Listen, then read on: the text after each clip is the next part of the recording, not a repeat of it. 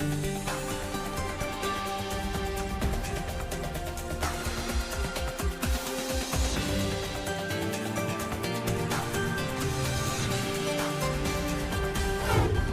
today's World Insight, China pushes for its initiative on no first use of nuclear arms. What difference can the initiative make if the world's nuclear powers are open to it? How can the initiative work in easing the chances of nuclear annihilation? Answers from retired PLA Sr. Colonel Zhou Bo, who recently wrote a published article on how China and the U.S. can lead the way in lowering the nuclear threat.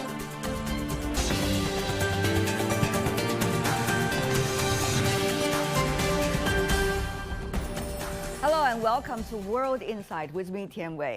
As the Russia-Ukraine conflict continues to escalate, China submitted a working paper on its no first use of nuclear weapons initiative in July. It encourages the 5 permanent members of the UN Security Council to work on a treaty agreeing to no first use of nuclear weapons or to declare such an intention. The treaty seeks international peace and security. On August 21st, Zhou Bo, a senior fellow at the Center for International Strategy and Security with Tsinghua University, published an article in Foreign Policy, pointing out that among the 5 signatories of the Treaty on the Nonproliferation of Nuclear Weapons, only China has declared a no first use policy so far. It argued that no first use of nuclear weapons is a big step forward for all. The 5 nuclear-armed Permanent Security Council members have agreed earlier that a nuclear war cannot be won and must never be fought. On this and more, I had an exclusive interview with Senior Colonel Zhou Bo. Let's listen in. Joining me in the studio, Zhou Bo, Senior Fellow from the Center for International Security and Strategy with Tsinghua University. Senior Colonel Zhou, what a pleasure to see you. Nice to meet you again. Thank you so much for joining us in the studio. I've been reading word by word your latest article in Foreign Policy about China's commitment to no first use of nuclear weapons. There are several questions come to my mind. First of all, it is very clear that China is among the 5 nuclear states that has been committing to non-proliferation treaty, which has been signed on by almost 200 states around the world. China is the only one that has been committed so far to no first use of nuclear weapon. But looking at decades of peace we've already had since the Second World War, how do you see the significance still for others to commit after all? That is a very good question, because during the Cold War, the 2 superpowers have been actually competing with one another to build more and more nuclear weapons, but eventually they concluded that a nuclear war cannot be won, therefore it should never be fought. Then come all kinds of reductions of nuclear weapons, even during the Cold War. But right now, very interesting but very sad to see actually nuclear weapons seems to have gained kind of a new importance in that in the battlefield of Ukraine, we actually have heard, frankly speaking, from Russia time and again, some hints about the use of nuclear weapons. President Putin talked in May during Victory Day that the strategic forces are always in a state of combat readiness. Yeah? This certainly has alerted NATO and all other countries. Then, as a response, the United States is talking about, for example, to conduct a new nuclear test. Mr. Robert O'Brien, who was the national security advisor to President Trump, openly urged him to conduct a nuclear test if Donald Trump is re-elected. NATO is talking about deploying some more nuclear weapons in the battlefield. So against all this background, I believe it's really, really important to encourage what China has been proposing, that is no first use of nuclear weapons. Having said that, though, even if countries committed to no first use of nuclear weapons, is there a way to verify it to begin with? Secondly, how do you make sure that those words will be carried out into actions once crisis elevated? Well, it's very easy to verify because if you have pledged no first use, if you use it, everybody knows it. Right. Yeah. So but that's too late anyway, right? That is too late. So a pledge actually is a kind of promise, but this promise is made by a nuclear power, a global power, a major power to the world. Therefore, people will see whether you can really honor your promise or not. Because in the past, actually for 6 decades, China has been upholding these principles. Some people may say, okay, you just say that as kind of a lip service. But then my argument is, why can't you make the same lip service? If it were lip service. Yeah, if everybody makes such a lip service, then it is actually in the eyes of the people around the world. People will see whether you are telling the truth or you are really honoring your pledge. If everybody makes the same pledge, then it's a good thing. Yeah, it's such a wonderful thing for the world. Russia, for example, recently, if you read references and scholar articles about Russia's strategy, some suggest, quote unquote, escalate to de-escalate, meaning that there are certain suggestions of using strategic weapons by Russia when circumstances arise. But at the same time, it is not very clear indication. So it's up to interpretation. But certainly there is already elevated, shall I say, awareness of that danger coming from Russia by the others, by Russia saying so. So it's called escalate to de-escalate in order to give Russia some strategic space and time to proceed with what they consider as the most important national interest. So, Senior Colonel Zhou, what about that Russia approach? How shall we see Russia be able to come around from that escalate to de-escalate to what you call to promise no first use of nuclear weapons? But it's a number of good questions altogether. All right. But first of all, this is a typical strategy, in nuclear weapons, because you first escalate it. That basically is a kind of threat or bluff about the possibility of you using nuclear weapons. Your purpose is to frighten the other side, so to let them surrender, without actually using nuclear weapons. Because if you really use nuclear weapons, then you don't know how the other side might respond. Right. If it happens to be NATO, if it happens to be another nuclear power, this kind of scale of your enemy's response is not controllable. So there's a deterrence threat. Yeah. So it works best as a strategy, right? But has this strategy worked or not? Yes, it has worked. It has worked tremendously for Russia because right now we are seeing no NATO troops in Ukraine. I believe to a large extent this kind of strategy has worked. So it is indeed difficult for Russia to honor this no first use strategy. But the question is, if they continue to walk down the road, then it actually would create a dilemma for themselves, right? Would you really use it or not? If you just bluff too many times, then people probably would not be so serious about it, and you certainly would not look good because this is highly, highly immoral, really, for anyone to use a nuclear weapon again. So I think Russia is caught in this kind of dilemma, and the reason behind is because Russia's conventional forces, haven't performed as well as they have expected.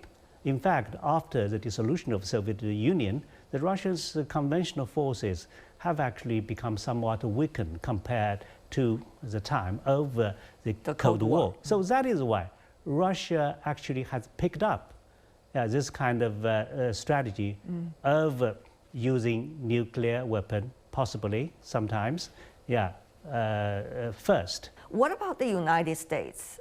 We saw the two administrations, the Trump and the Biden administration, have pledged different things during their time in the White House.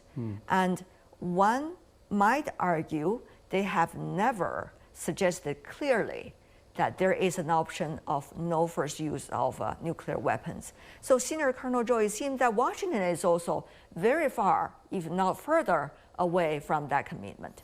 Well, President Biden's ideas are not that very far from China's. What do you mean? Yeah, because in Americans' nuclear posture review, the United States actually has pledged not to use nuclear weapon except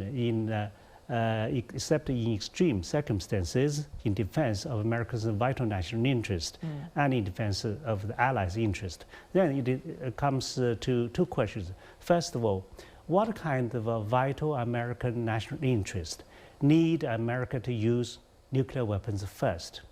Yeah, well, okay, this is a question raised by the United States, but it's really difficult for people to think.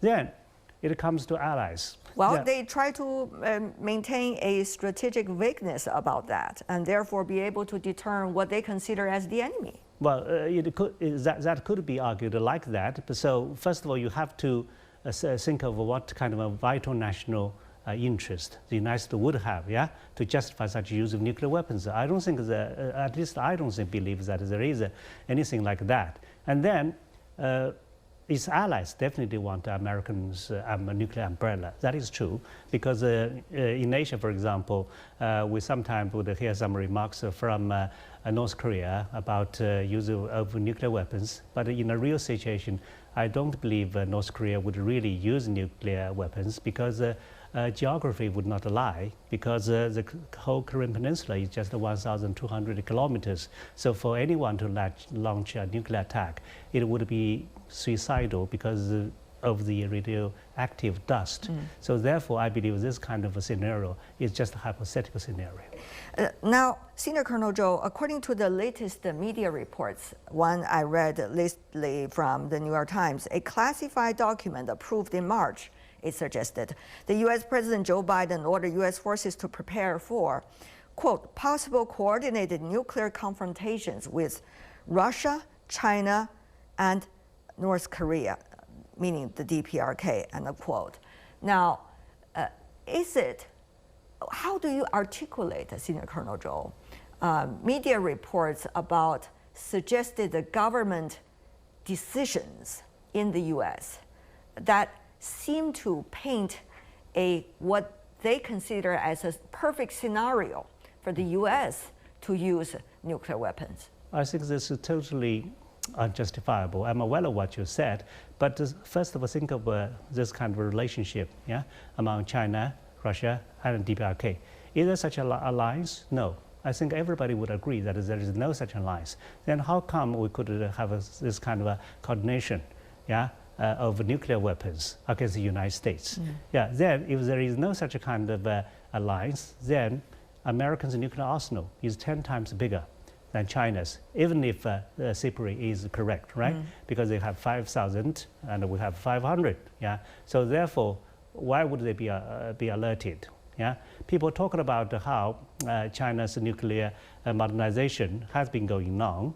Well, there might be a kind of truth in it, because we also need to modernize our nuclear arsenal. It's not a secret, because with our development in our other services such as Air Force, Navy, yeah, and we also need to modernize our nuclear arsenal to make it work. So therefore, this kind of changes might happen, but still, if CPRI is correct, we're just 1/10 of American nuclear arsenal.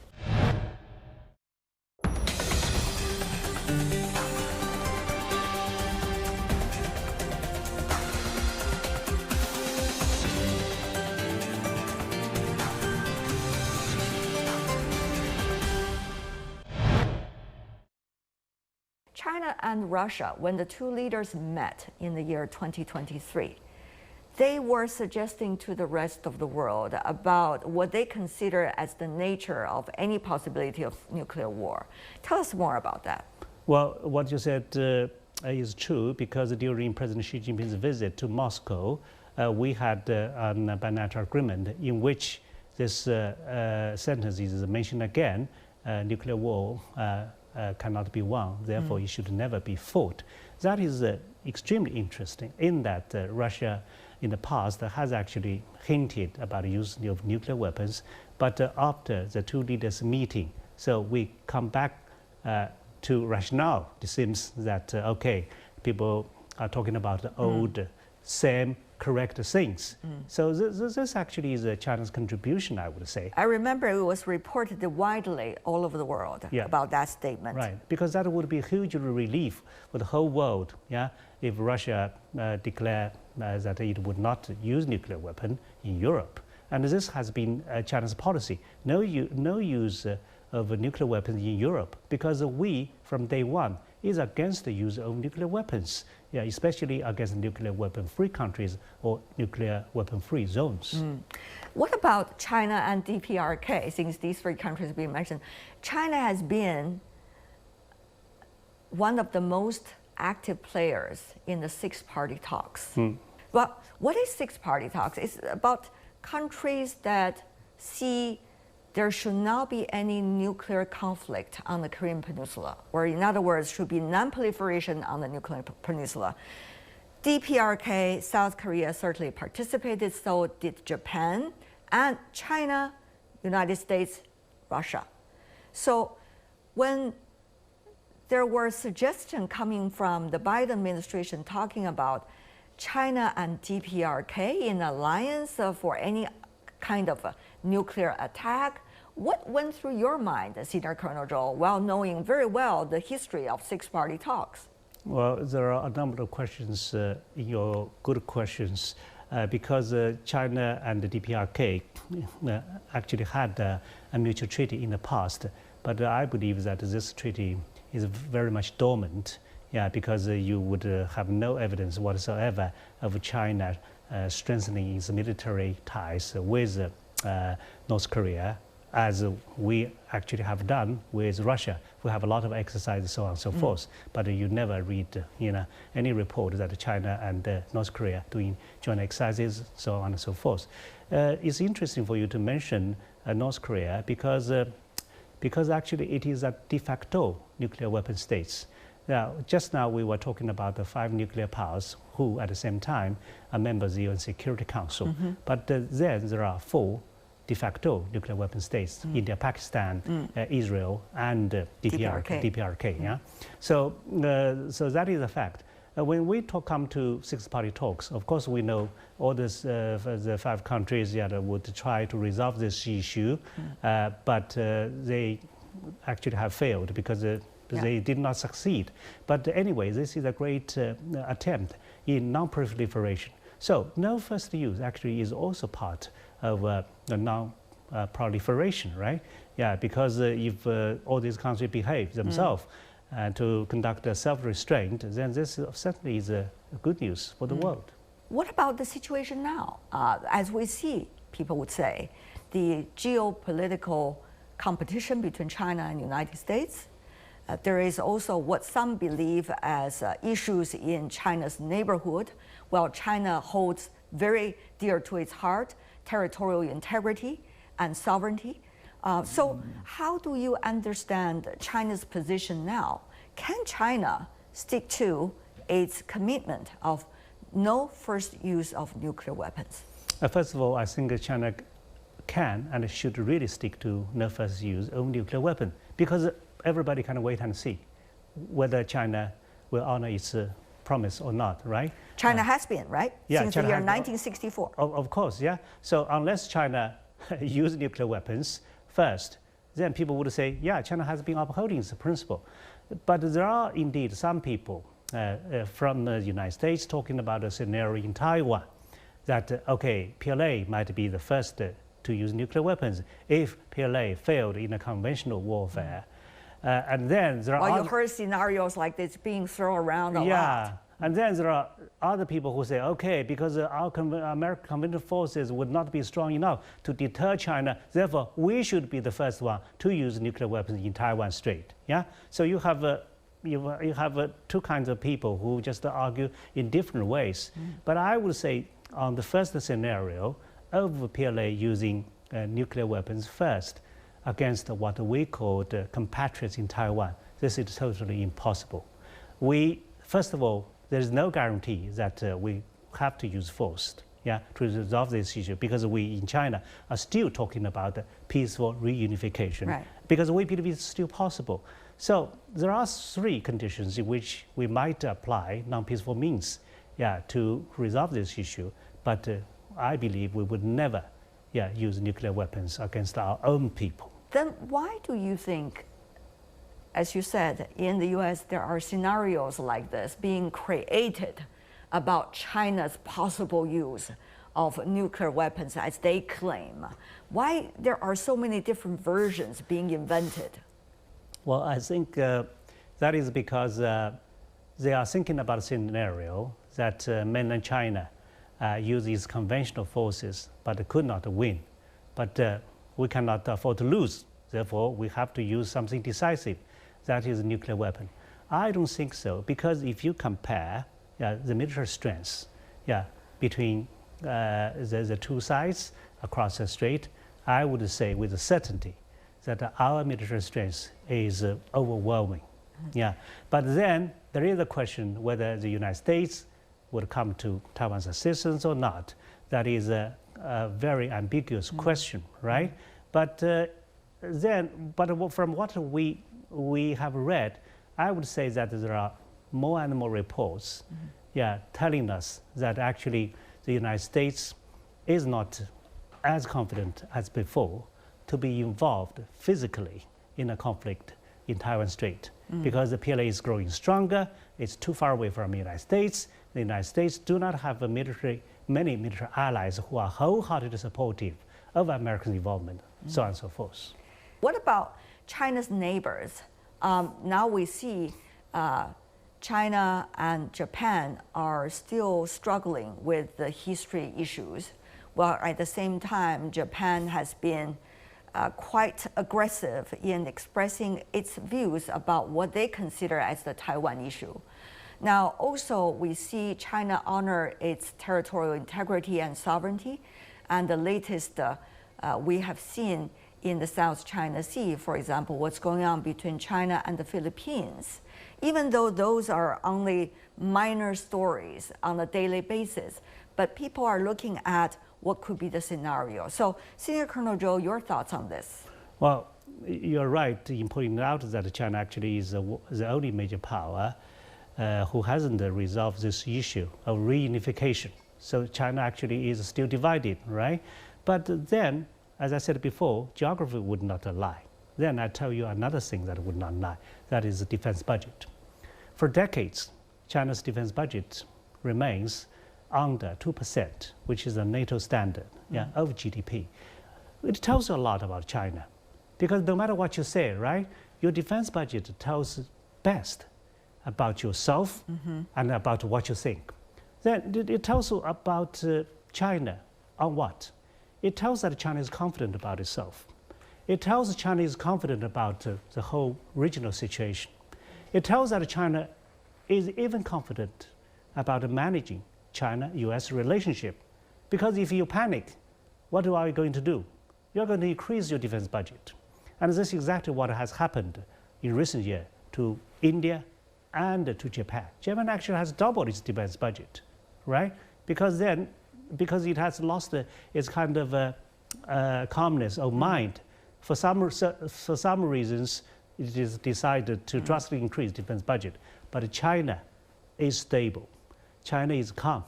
And China's calm and confidence matters tremendously in this region, because it would serve as an anchor of people's confidence. If China starts to drastically increase the defense budget, it will create a big effect. The other thing, let's take a look, is about China. Well, people say China has committed back in the 1964 onward about no first use of nuclear weapons. That is a very grand moral gesture.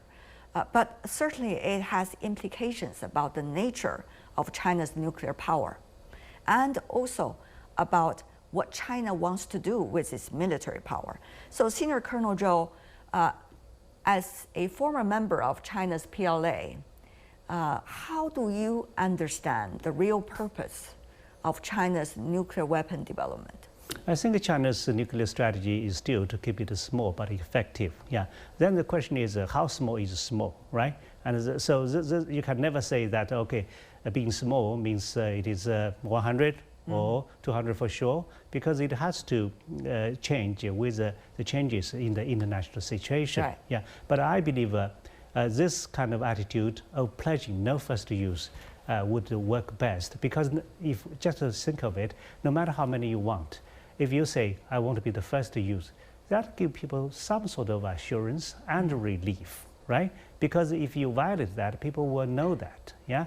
So on this line, I believe everybody is equal. So if we all have said something like a nuclear war cannot be won, then why we just go down a step further to say no first use, yeah?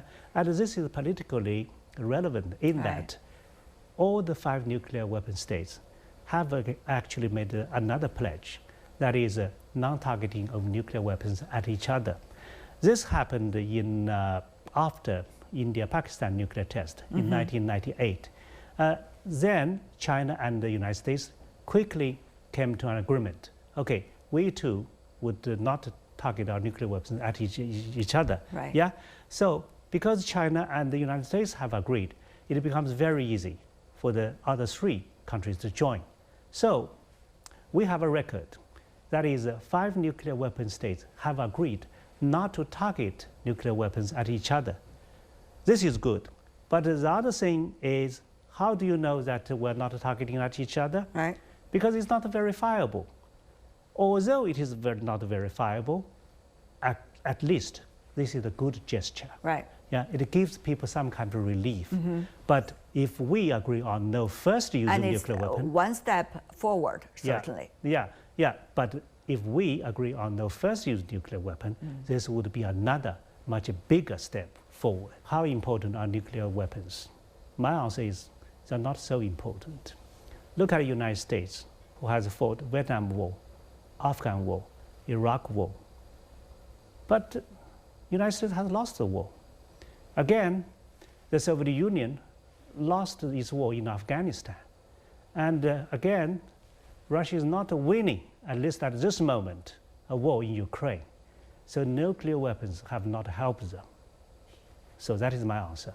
Let's come to talk about the no first use of nuclear weapons. Senior Colonel Zhou Bo, always a pleasure talking to you. Certainly a lot of inspirational ideas coming from you. We hope there will be in-depth and sophisticated discussions about these possibilities. Thank you so much. Thank you. That is my latest interview with Senior Colonel Zhou Bo, who wrote a recent article on foreign policy arguing for no first use of nuclear weapons among the 5 nuclear powers. And that's all the time we have for today. If you'd like to know more, search World Insight, check out our YouTube channel, follow us on X and Facebook. I'm Tian Wei on behalf of the team. Thanks for being with us. Bye for now.